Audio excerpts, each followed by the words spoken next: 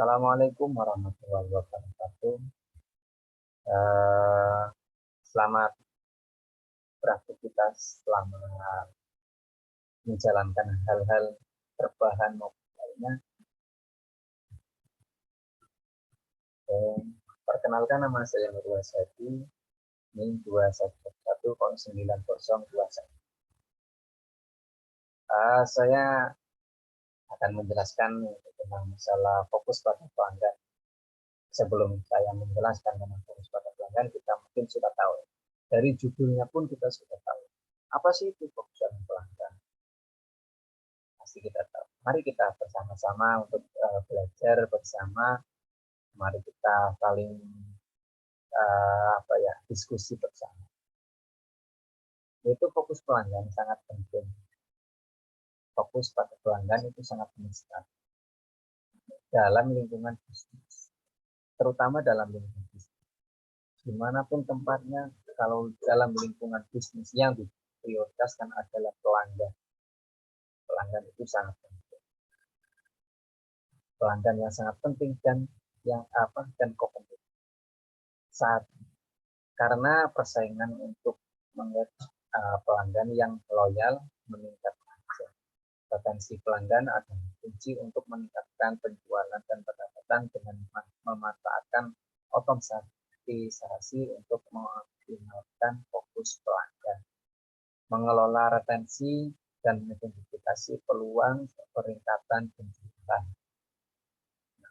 Adapun kunci dari retensi yaitu kuncinya untuk meningkatkan penjualan dan mendapatkan dan pendapatan dengan memanfaatkan otomatisasi. Selanjutnya yaitu aspek penting dan fokus pasar pelanggan. Aspeknya yang pertama yaitu meningkatkan fokus pelanggan berkontribusi terhadap pertumbuhan dan kesuksesan bisnis. Aspek yang pertama yaitu meningkatkan fokus pelanggan, mulai dari kontribusi pertumbuhan dan kesuksesan. Dan yang kedua yaitu menempatkan kepentingan pelanggan di atas segalanya, membantu memastikan kebahagiaan dan kepuasan pelanggan. Aspek yang kedua yaitu menempatkan kepentingan pelanggan di atas segalanya, sehingga pelanggan tersebut itu merasa bahagia, merasa puas apa yang kita berikan. Yang kedua, aspek yang ketiga yaitu penuhi kebutuhan pelanggan dan berusaha melampaui harapan pelanggan. Aspek yang ketiga yaitu memberikan kebutuhan. Apa sih kebutuhan pelanggan di situ, di sana kebutuhannya apa aja kita berikan, dan kita berusaha melampaui harapan untuk pelanggan itu seperti apa, biar pelanggan tersebut itu merasa nyaman, merasa puas dan lain sebagainya, apa yang dia inginkan ada. Dan yang keempat yaitu mengembangkan dan pertahankan pelanggan yang top. Aspek yang keempat yaitu kembangkan dan pertahankan sehingga pelanggan itu produktif, selalu membeli produk kita, tidak ke produk yang lain. Dan yang terakhir yaitu memahami pelanggan dan mengambil tindakan cepat untuk menyelesaikan masalah. Jadi kita harus memahami karakter pelanggan. Pelanggan ini seperti ini, maka kita memberikan aspeknya itu dengan cara ini dan sebagainya. Yang terakhir yaitu tips meningkatkan penjualan. Tipsnya itu seperti apa? Ini ada beberapa tips. Mari kita diskusikan. Mari kita pelajari, mari kita terapkan dalam dunia bisnis. Yang pertama yaitu berfokus pada keinginan dan harapan pelanggan. Yang pertama keinginan dan harapan untuk pelanggan. Dan yang kedua yaitu memberikan pengalaman pelanggan yang personal dan berkualitas. Dan yang ketiga itu mengidentifikasi pelanggan berisiko dan mengharapkan langkah-langkah efektif. Yang keempat itu berfokus pada membangun hubungan yang konstruktif dengan pelanggan. Dan yang terakhir yaitu memberikan jaminan keamanan dari produk maupun pelayanan yang diberikan. Oke. Ini beberapa tips, ada 5 tips. Nah, sebagai orang pembisnis kita harus tahu tipsnya. Ada fokus pada keinginan pelanggan dan harapan. Dan yang kedua, fokus atau tips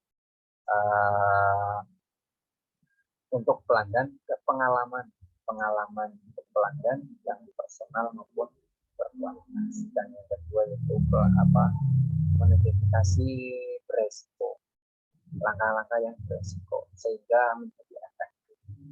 Dan yang keempat itu berfokus membangun hubungan sehingga hubungan tersebut itu konstruktif dengan. Dan terakhir yaitu masalah tentang keamanan produk tersebut sehingga pelanggan itu merasa puas. Dan pelayanannya itu seberapa itu pelayanannya itu harus selalu baik, selalu ramah dan lain sebagainya. Pokoknya yang positif sehingga pelanggan tersebut itu merasa puas. Yang selanjutnya itu ada pun cara mengukur kepuasan pelanggan. Ada tiga, sebenarnya banyak. Cara mengukur kepuasan pelanggan itu menggunakan sistem saran dan kritikan dari pelanggan. Sistemnya itu mencari atau menerima saran ataupun kritikan dari pelanggan. Itu cara mengukur kepuasan. Nah, itu nanti saran kritikannya itu positif ataupun negatif. Yang kedua itu mengadakan survei kepuasan pelanggan. Kita survei, kita terjun ke lapangan. Kita menganalisis pelanggan sekian, pelanggan A, pelanggan B, dan selanjutnya. Dan yang terakhir yaitu mencoba menghubungi kembali pelanggan yang sudah lama membeli produk. Itu mengukur puasan. Cara mengukurnya yaitu mencoba menghubungi konsumennya lagi, menghubungi pelanggannya lagi yang sudah lama nggak membeli, kita coba menghubungi. Yang selanjutnya yaitu manfaat kepuasan pelanggan. Kalau membahas masalah manfaat pasti kita mengerti.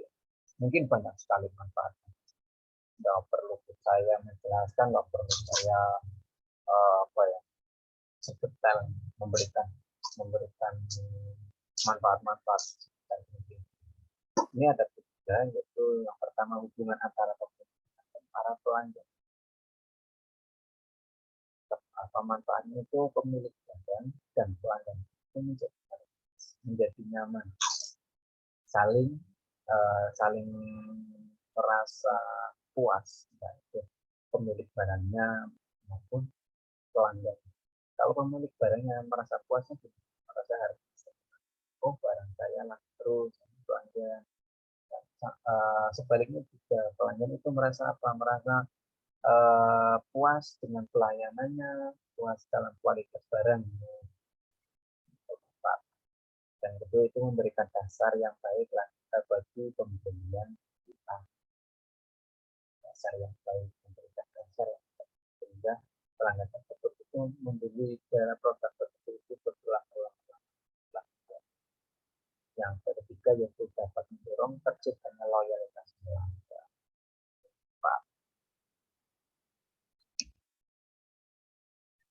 Yang terakhir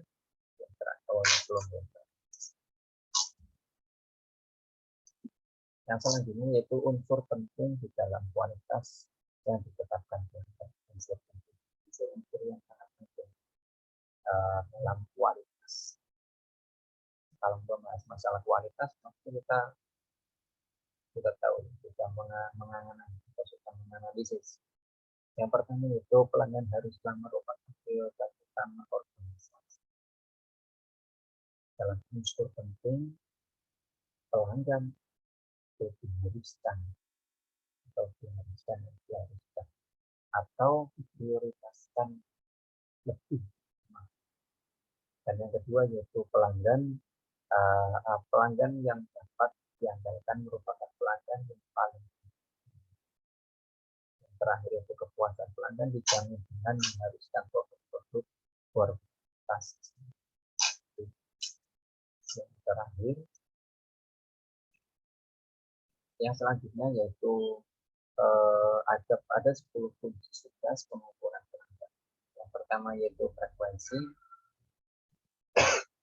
dan yang kedua yaitu format, dan yang ketiga yaitu isi, dan yang keempat desain isi, dan yang kelima yaitu melibatkan setiap orang, yang keenam yaitu mengukur kepuasan pelanggan, dan yang ketujuh yaitu kombinasi berbagai ukuran, dan 8 yaitu hubungan dengan kompensasi dan reward lainnya, dan yang 9 yaitu menggunakan ukuran secara simbolik, dan yang ke-10 yaitu untuk pengukuran lain. Itu ada 10 kunci sukses pengukuran pelanggan. Dan yang selanjutnya yaitu kebutuhan pelanggan internal dan eksternal. Kebutuhan pelanggan itu ada yang internal, ada yang internal. Jadi setiap kebutuhan pelanggan itu pasti ada yang internal, ada yang eksternal, biasa saja, ada yang lebih tinggi, lebih ekstrim, lain sebagainya. Yaitu untuk mengidentifikasi kebutuhan pelanggan dapat digunakan suatu pendekatan sebagai berikut. Pendekatannya itu seperti apa? Memperkirakan hasil. Yang kedua yaitu mengembangkan rencana untuk mengumpulkan informasi. Dan yang ketiga yaitu mengumpulkan informasi. Dan yang keempat menganalisis hasil. Dan yang kelima memeriksa validitas kesimpulan. Dan yang terakhir yaitu mengambil tindakan.